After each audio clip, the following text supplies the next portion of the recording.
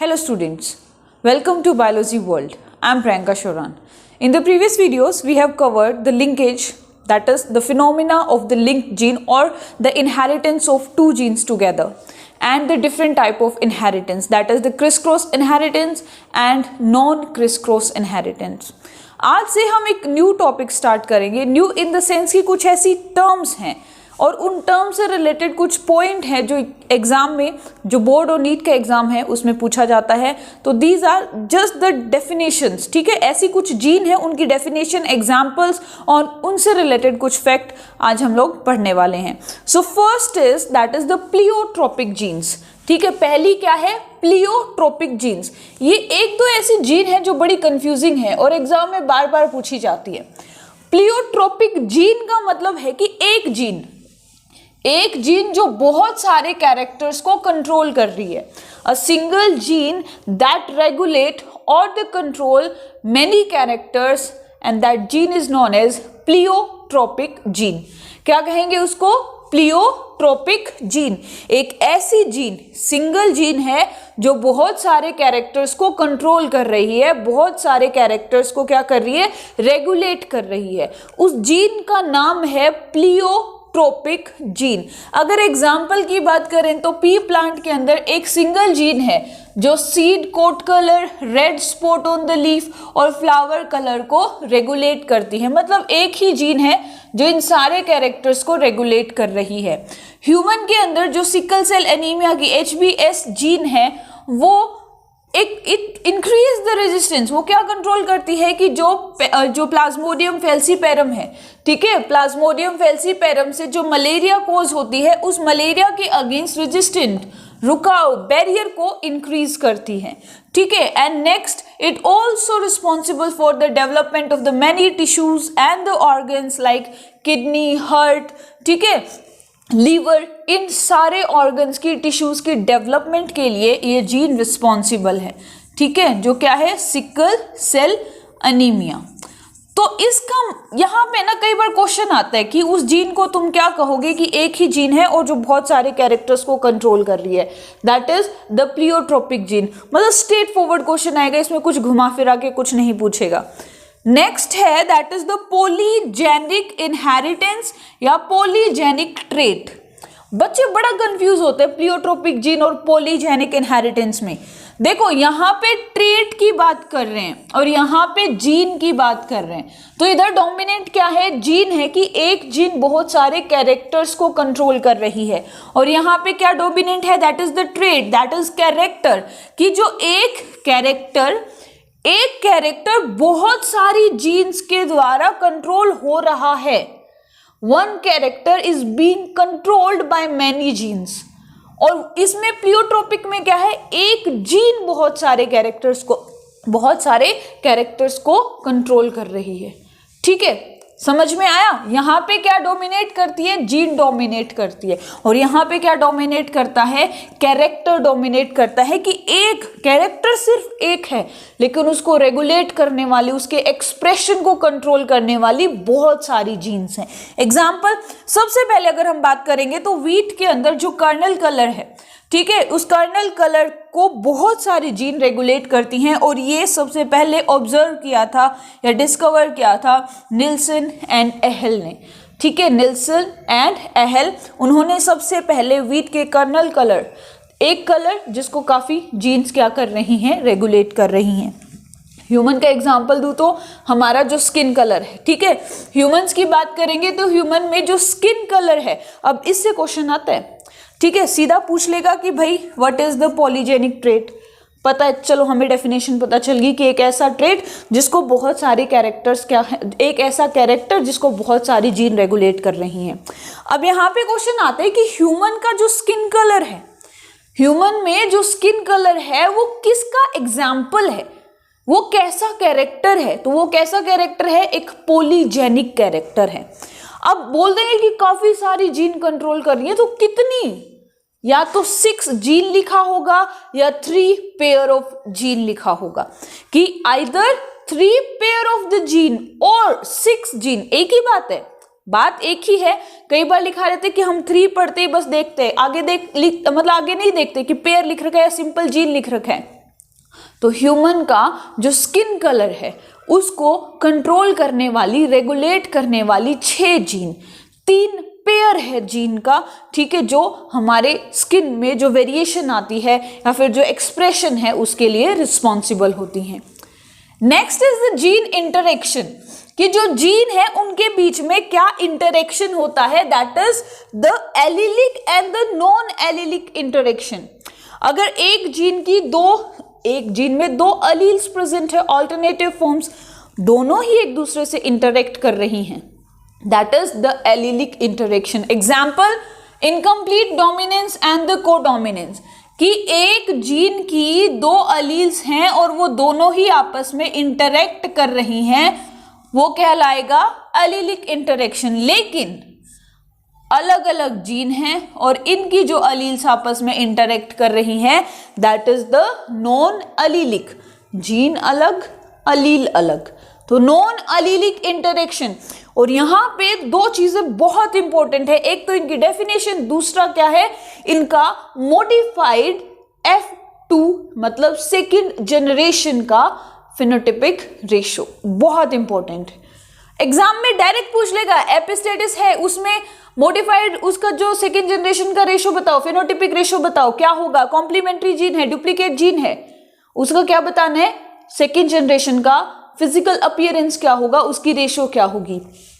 तो non allylic में क्या है बेटा, नॉन एलिलिक मतलब जीन अलग अलग हैं और उनकी अलील्स के बीच में इंटरेक्शन हो रहा है। जीन अलग अलग हैं और उनकी जीन के बीच में इंटरेक्शन हो रहा है। पहला है एपिस्टेसिस। एपिस्टेसिस इसमें क्या रहता है, बस सुन लो, इसको सुन लो, समझ लो, बस यहीं पे बात खत्म। एपिस्टेटिस में क्या करता है, एक जीन, ठीक है, एक कोई भी जीन है वो दूसरे के फंक्शन को मास्क कर लेती है, हाइड कर लेती है। एक ऐसी जीन जिसकी प्रेजेंस के कारण कोई दूसरा जीन जो दूसरी लोकाई पे प्रेजेंट था, ठीक है, उसका एक्सप्रेशन नहीं हो रहा क्योंकि वो प्रेजेंट है, क्योंकि वो जीन प्रेजेंट है, ठीक है। एक जीन के कारण अगर किसी दूसरी जीन के एक्सप्रेशन नहीं हो रहे हैं, वो अपने आप को एक्सप्रेस नहीं कर पा रही है, that is the epistasis. Epistasis 2 तरह की है, रिसेसिव एंड द डोमिनेंट। कैसी है, recessive epistasis and the dominant epistasis. और वो जीन, ठीक है, जो जीन जिसकी प्रेजेंस के कारण दूसरा जीन अपने आप को एक्सप्रेस नहीं कर पा रहा है, तो वो पावरफुल जीन क्या कहलाती है, एपिस्टेटिक जीन। क्या कहलाएगी, एपिस्टेटिक जीन। और जो बेचारी अपने आप को एक्सप्रेस नहीं कर पा रही है, that is the hypostatic gene. क्या कहलाएगी, हाइपोस्टेटिक जीन। मतलब एक जीन है, ये प्रेजेंट है, तो इसकी प्रेजेंस के कारण दूसरा अपने आप को एक्सप्रेस नहीं कर पा रहा है, तो दिस इज द एपिस्टेटिक। और ये जो अपने आप को एक्सप्रेस नहीं कर पाई, दैट इज द हाइपोस्टेटिक, ठीक है।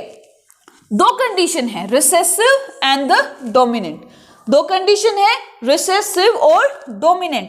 रिसेसिव एपिस्टेटिक क्या है कि अगर कोई भी जीन जब होमोजाइगस रिसेसिव कंडीशन में प्रेजेंट है, कोई भी जीन, ध्यान से सुनो, कोई भी जीन जब होमोजाइगस रिसेसिव कंडीशन में प्रेजेंट है और उनकी प्रेजेंस के कारण कोई दूसरी जीन अपने आप को एक्सप्रेस नहीं कर पा रही है, चाहे वो डोमिनेंट है चाहे वो रिसेसिव है, वो अपने आप को एक्सप्रेस नहीं कर पा रही है।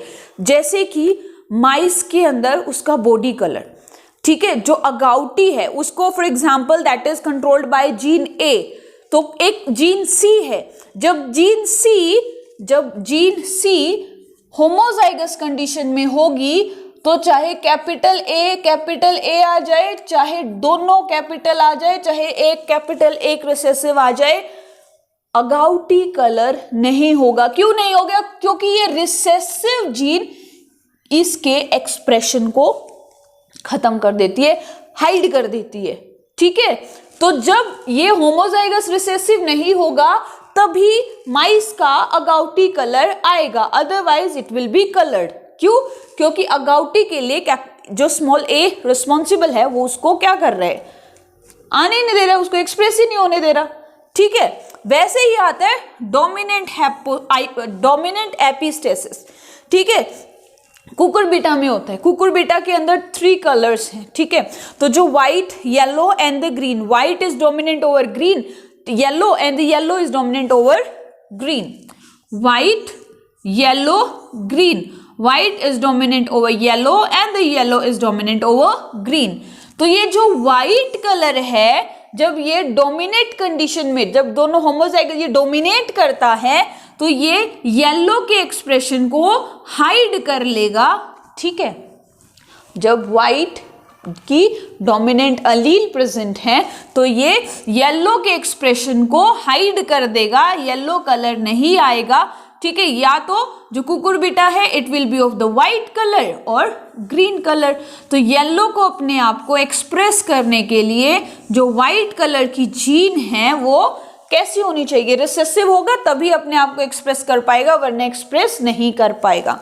सो इनकी जो रिसेसिव की अगर मैं बात करूं तो मॉडिफाइड F2 जनरेशन की जो रेशो है दैट इज 9:3:4, याद रखना, ठीक है। और डोमिनेंट की है that is 12:3:1, that is the modified F2 generation की फिनोटिपिक रेशो। आई बात समझ में। Next is the complementary gene.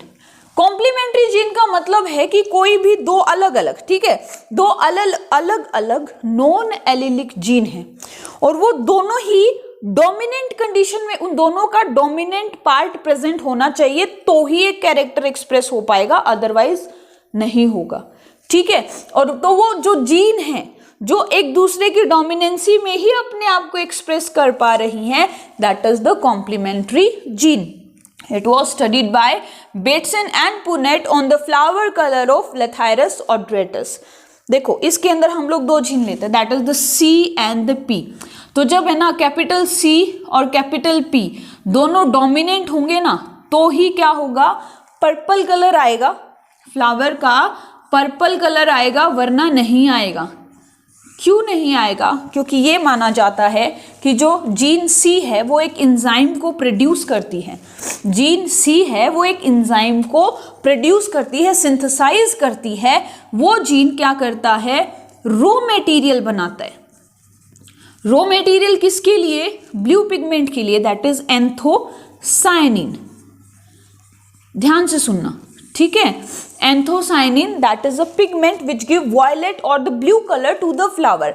और ये जो जीन सी है जब ये डोमिनेंट कंडीशन में होती है तभी क्या करती है, ये जीन रिस्पॉन्सिबल होती है सिंथेसिस के लिए। किसके सिंथेसिस के लिए? रॉ मटेरियल के। और ये जो जीन पी है ये क्या करती है, ये एंजाइम प्रोड्यूस करती है जो इस रॉ मटेरियल को एक्चुअल प्रोडक्ट में कन्वर्ट करता है। इसीलिए दोनों का डोमिनेंट कंडीशन में प्रेजेंट होना जरूरी है, अदरवाइज फ्लावर का कलर पर्पल नहीं आएगा, ठीक है। कॉम्प्लीमेंट्री में क्या है कि दो नॉन एलिलिक, कोई भी अलग अलग जगह प्रेजेंट है जीन, नॉन एलिलिक हैं, they do not belong to the same gene, दो डिफरेंट अलील्स हैं और वो जब डोमिनेट कंडीशन में प्रेजेंट होंगी तो ही क्या है, कैरेक्टर अपने आप को एक्सप्रेस करवा पाएगा, वरना नहीं कर पाएगा। और इस जीन को कहते हैं कॉम्प्लीमेंट्री जीन, ठीक है। Next is the duplicate gene. Duplicate gene में कहता है कि जो डोमिनेंट अलील हैं, दो जीन्स की डोमिनेंट अलील हैं, वो क्या करती हैं, same phenotype, same physical expression produce करती हैं, चाहे एक साथ आ रही हो चाहे अलग अलग आ रही हो, चाहे एक साथ आ रही हो चाहे अलग अलग आ रही हो, that is the duplicate gene. So duplicate gene का what will be the modified ratio, that will be 15:1, ठीक है। क्या होगा? 15:1, याद रखना। और कॉम्प्लीमेंट्री का क्या होगा? 9:7। क्या होगा? 9:7। देखो यहां पे तुमसे कोई क्रॉस करवा के नहीं देखेगा कि क्रॉस निकाल के दिखाओ क्या होगा कैसे नहीं होगा। तुमसे स्ट्रेट फॉरवर्ड क्वेश्चन पूछा जाएगा कि जो एपिस्टेसिस है, कि रिसेसिव का मॉडिफाइड F2 जनरेशन क्या होगा, डोमिनेंट का क्या होगा, कॉम्प्लीमेंट्री का क्या होगा, डुप्लीकेट का क्या होगा, ठीक है। या फिर एग्जाम्पल कि भाई वो कौन सी तुम्हें मतलब जीन के जीनोटाइप्स दे दिए जिसमें small C capital P given है, ठीक है, कंडीशंस दे दी अलग अलग, ठीक है, ऐसे कुछ बना के दे दिया, या फिर कैपिटल C स्मॉल p। तो और इनमें से सिर्फ एक ऐसा है जिसके अंदर क्या है, दोनों ही डोमिनेट कंडीशन में प्रेजेंट है तो तुम्हें उस कैरेक्टर को चूज करना है जिसमें दोनों डोमिनेंट कैरेक्टर में डोमिनेंट अलील्स दोनों की प्रेजेंट हो, वो ही क्या करेगा, पर्पल कलर के लिए रिस्पॉन्सिबल होगा, अदरवाइज नहीं बनाएगा। ठीक है, किसमें है, किसने पढ़ा बेटसन ने, किसके अंदर लेथायरस और ड्रेटस, स्वीट पी। ठीक है, तो ये था इंटरेक्शन। किसका interaction, allylic and the non allylic. समझ में आया। Polygenic, pleiotropic. प्लियोट्रोपिक क्या है, एक जीन जो बहुत सारे कैरेक्टर्स को कंट्रोल कर रही है। पॉलीजेनिक, एक कैरेक्टर जो बहुत सारी जीन से कंट्रोल हो रहा है। And the different type of interactions, epistasis, complementary and the duplicate gene. ठीक है, तो इनको अच्छे से याद कर लेना। आज के लिए सिर्फ इतना ही। नेक्स्ट वीडियो में हम पढ़ेंगे chromosomal theory of inheritance and about Drosophila. ठीक है, तो if you like my video then please share and subscribe my channel. Thank you.